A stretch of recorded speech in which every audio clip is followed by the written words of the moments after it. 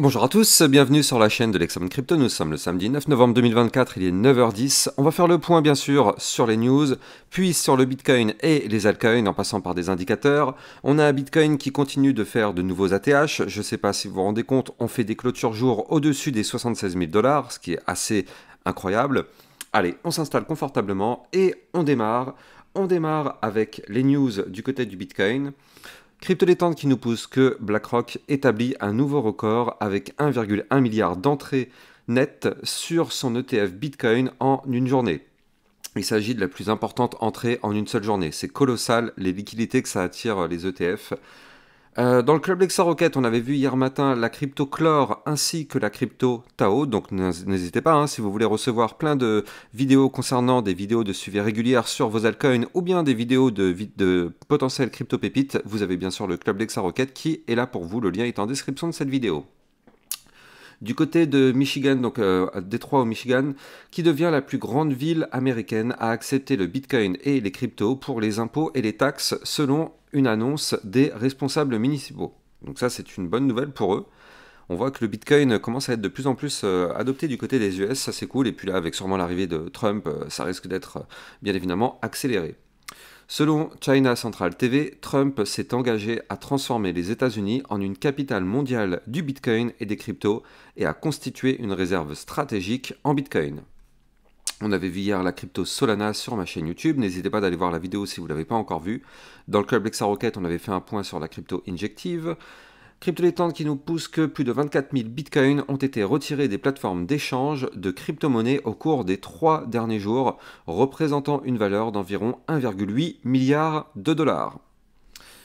On a, alors, le petit flash spécial sur le bitcoin, on a eu des volumes sur Polymarket qui ont chuté de 84% après les élections américaines. Alors souvenez-vous, Polymarket, c'est le site internet sur lequel beaucoup de personnes pouvaient faire des paris sur plein de choses, et donc notamment sur les élections américaines.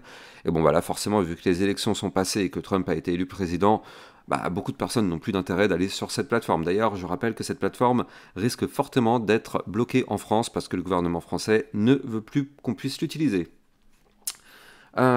Sur le trou, regardez ça quand même, ça continue, c'est incroyable. L'ascension continue sur le trou, on l'avait largement anticipé dans le club LexaRocket et elle s'est mise à pousser. Pousser fort quand même, plus 40% en l'espace de 2-3 jours. On est sur le coup depuis vraiment le début du mouvement. Donc ça aussi, c'est très intéressant. Allez, on va regarder les indicateurs. Du côté du du ratio long short, regardez ce qu'on a. Je ne sais pas si vous vous rendez compte, mais on a 61% de short. Donc ça, vous le savez, le Bitcoin en général aime bien liquider là où il y a le plus à liquider. Donc là, on a beaucoup de shorts à liquider. Est-ce qu'on aurait un short squeeze? Écoutez, ça va être à surveiller de très très près parce que quand on voit ça, franchement, ça risque d'être assez intéressant. On espère vraiment avoir un short squeeze pour péter la barre des 77-78 000 $ et se retrouver propulsé aux 80 000 $. On va regarder après qu'il faut faire attention quand même à quelque chose. Du côté du Fear and Greed Index, on est actuellement à 61, donc on est rentré dans la cupidité et l'euphorie, mais c'est le début, donc c'est vrai qu'on a encore la place de faire une poussée avant d'avoir un retracement. Je vais vous expliquer pourquoi tout ça peut être dans les prochaines semaines. Allez, on va regarder bien évidemment tous les détails, mais avant, je rappelle à tout le monde que tout ce que je vais dire dans cette vidéo n'a en aucun cas un conseil financier, c'est à vous de faire vos propres recherches et n'oubliez pas que le trading de crypto comporte des risques de pertes partielles ou majeures. Alors, notre Bitcoin qui continue de pousser, vous le voyez, hier, on a fait une clôture à 76 585 $. Donc, hier, nous avons fait, encore une fois, un nouvel ATH sur le Bitcoin. Je ne sais pas si vous vous rendez compte, les 3 derniers jours, nous avons fait 3 nouveaux ATH. On a fait 75 591, on a fait 75 922 et on vient de faire 76 548. C'est tout à fait normal, nous sommes dans un canal ascendant, donc le haut du canal qui est la résistance est de plus en plus haute, comme vous pouvez le voir ici. Le haut du canal, il est là, donc forcément, le niveau clé qui va nous repousser est de plus en plus haut. Et à chaque fois, on voit qu'on va chercher le haut du canal, sans réussir malheureusement à le casser pour le moment. Donc là, il va falloir absolument breaker les fameux 76 548 si on veut casser ce canal ascendant par le haut. Et si on casse ce niveau clé, ça nous permettrait d'aller chercher la fameuse target de la séance à 77 980 $. Donc là, c'est ce qui nous attend si on arrive à casser ce canal. Maintenant, je rappelle la règle, nous sommes dans un canal ascendant, si on n'arrive pas à casser le haut du canal, qu'est-ce qui risque de se passer?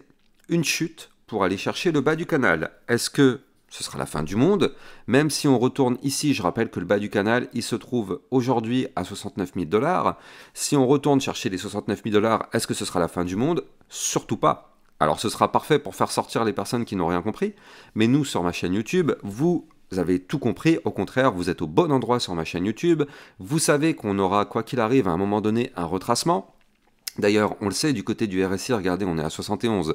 Donc on sait qu'à un moment donné, on va monter encore un petit peu, mais on aura un retracement.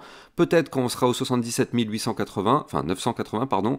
Peut-être qu'on sera aux 80 000 $. Peu importe, on sait qu'on aura un retracement du fait que le RSI est déjà un petit peu haut.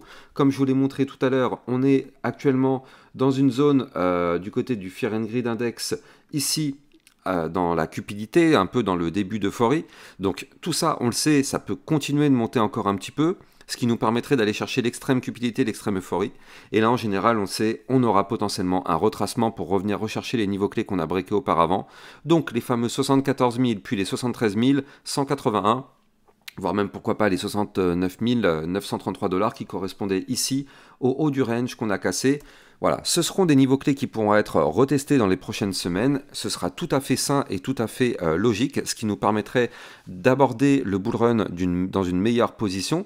Donc ça, ce serait top. Mais bon, après, la vraie question, c'est à quel moment on aura ce retracement? Est-ce qu'on va l'avoir tout de suite ou est-ce qu'on l'aura dans les prochaines semaines? Moi, je pense qu'effectivement, on a la place de pousser encore un peu.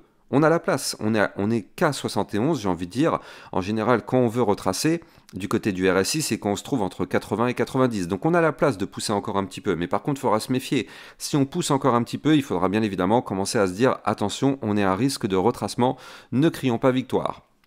En tout cas, tant que nous sommes dans ce canal ascendant que vous voyez ici en blanc, il n'y a pas de souci particulier, le Bitcoin est et reste haussier, donc si jamais on a un retracement, comme je vous l'ai dit, même si on va chercher le bas du canal, pas d'inquiétude, la configuration restera haussière, sauf si bien sûr on casse ce canal par le bas, et là vous l'avez compris, ça casse la configuration haussière pour retracer un petit peu plus fort, mais bon pour l'instant on n'y est pas encore, on profite des ATH que le Bitcoin n'arrête pas de nous faire jour après jour, et on patiente. Alors, quand je dis on patiente, on est le week-end. Comme vous le savez, quand c'est le week-end, en général, malheureusement, le Bitcoin a tendance à latéraliser. Alors nous, c'est pas tout à fait ce qu'il fait.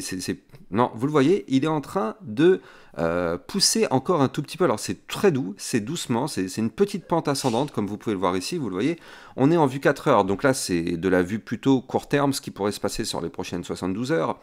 Donc là, on continue de monter, donc tant qu'on est dans ce canal ascendant, il n'y a pas de souci particulier. Mais par contre, on voit quand même que la montée est plutôt douce. Maintenant, ce qu'on voit, c'est que si jamais on casse le canal ascendant par le bas, donc les 76 486, on pourrait avoir un retracement pour venir chercher ici donc le support des 74 875 $, puis celui des 73 842 $. Ce sont des niveaux clés qui pourront être atteints si on casse ce canal ascendant par le bas. Je rappelle qu'on a des bandes de Bollinger qui commencent à se resserrer, comme vous pouvez le voir ici en arrière-plan. Donc ça, c'est intéressant, ça veut dire qu'il y a un mouvement volatile qui est en cours de préparation. Est-ce que ce sera un mouvement volatile vers le haut ou vers le bas? Ça, personne ne peut le savoir. Nous, ce qu'on peut savoir, c'est que si on veut un mouvement volatile vers le nord, on n'aura pas le choix, il faudra casser les 77 980 $. Donc comme ça, c'est carré. Maintenant, si on casse le support des 73 842, qui, je le rappelle, a été l'ATH Bitcoin jusqu'à ce qu'on forme des nouvelles ATH là ces derniers jours, eh bien, donc ce sera bien évidemment un gros niveau de support, mais si on pète ce support, on risque d'avoir un mouvement volatile, cette fois-ci baissier. Donc, comme je vous l'ai dit, soyons prudents. Soyons prudents. On sait que dans les prochaines semaines, on aura, quoi qu'il arrive, un retracement. On sait aussi qu'on a de la place pour pousser encore un petit peu, donc là, on est pour l'instant toujours haussier, donc il faut toujours privilégier la tendance. La tendance est notre ami, donc du coup, on est haussier, on peut très bien avoir une nouvelle poussée haussière, ce qui ferait monter les indicateurs, et effectivement, suite à cette poussée haussière, on aura très sûrement le fameux retracement pour revenir retester les niveaux clés. Mais bon, pour l'instant, c'est pas très grave. Par contre, il faut juste noter que là, actuellement, on est sur le bas du canal ascendant. Donc, en gros, c'est qui tout double, hein. Soit on rebondit sur le bas du canal parce que c'est un support et boum, on retourne chercher le haut du canal. Le haut du canal, il faut le noter, il est à 78 771 $. Je ne sais pas si vous vous rendez compte, hein. Ce serait pour faire un nouvel ATH. Soit, malheureusement, on n'arrive pas à rebondir sur le bas du canal. On casse le support du bas du canal et effectivement, on entame la phase de retracement. De toute façon, on risque d'être fixé ce week-end sur ce mouvement. En tout cas, on va patienter et on va surveiller bien évidemment tout ça. En vue long terme, très long terme, en vue mensuelle comme vous pouvez le voir actuellement, pas de problème. Le Bitcoin est en train de tenter la cassure de son gigantesque canal ascendant.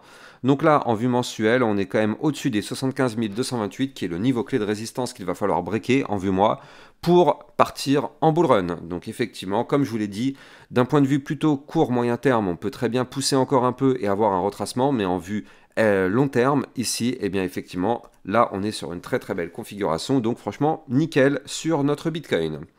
Allez, on va en profiter pour aller jeter un coup d'œil du côté des altcoins. Mais avant de continuer, je rappelle que vous pouvez me suivre bien évidemment sur Twitter pour recevoir toutes mes news, toutes mes actualités. Et n'oubliez pas que vous avez le club LexaRocket qui vous permet d'obtenir des vidéos concernant des potentielles crypto-pépites, comme on a pu le voir sur le trou qui a pris plus 40%. Mais il n'y a pas que cette crypto, il y en a aussi bien évidemment plein d'autres. Et ça vous permet aussi de recevoir des vidéos de suivi régulières par rapport aux toutes les crypto-monnaies que vous kiffez, le CKB, le Tao, le Jasmine, le Render, le Fetch. Bref, je ne sais pas combien il y en a une cinquantaine au moins minimum dans le club LexaRocket qui sont analysés régulièrement. Allez, on va passer sur les altcoins. Alors bien évidemment, comment parler des altcoins sans parler du Solana qui est en train de performer en ce moment, ça fait vraiment plaisir. On l'avait largement anticipé encore une fois sur ma chaîne YouTube. Regardez, le Solana qui est actuellement pile poil, vraiment pile poil sur le niveau clé qu'il faut breaker en vue très long terme. Regardez, on est vraiment dessus. Alors, je ne vais pas m'attarder sur le Solana. Je vous ai fait une vidéo complètement dédiée sur le Solana hier midi. Donc, je l'ai analysé en long, en large et en travers, court terme, long terme, moyen terme. Donc, je vous réfère à ma vidéo d'hier midi. Mais en tout cas, là, le Solana est clairement une crypto-pépite qu'il faut surveiller si on break les 205,08. Bon, je ne vais pas m'attarder dessus. Je vais surtout parler des autres crypto-monnaies. Le Solana, si vous êtes intéressé, vous avez ma vidéo d'hier midi. Du côté de l'Ethereum, ça y est, on est enfin revenu retester les 3000 $. Donc là, c'est vraiment pas du tout, mais alors pas du tout une surprise. Vous le savez, l'Ethereum, je vous l'ai mise en crypto-pépite il y a quelques jours. Je vous avais dit surveiller de près l'Ethereum qui va se mettre à péter. Effectivement, il a pété le niveau clé. Hein, regardez, il était là, le niveau clé. Tac. Je vous avais dit c'était les 2750 $, le niveau clé a pété. Si on pétait ce niveau clé, préparons-nous parce que l'Ethereum pourrait reprendre de la force. Donc c'est exactement ce qui s'est passé. On a pété les 2750 $ ici. Bien évidemment, on a repris de la force. On a été chercher la résistance des 2900.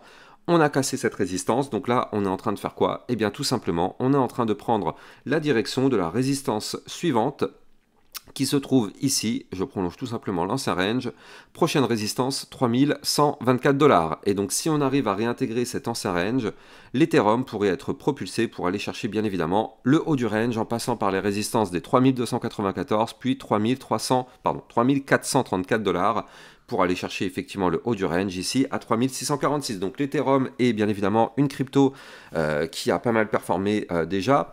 Bien évidemment, nous on avait anticipé tout ça sur ma chaîne YouTube avant le décollage, hein, bien évidemment, mais bon, bref, en tout cas, il y a toujours des personnes qui courent après parce qu'ils ont toujours eu peur d'investir au moment clé, et quand la crypto se met à décoller, les gens veulent rentrer, sauf qu'au moment où ça commence à décoller, qu'est-ce qui se passe?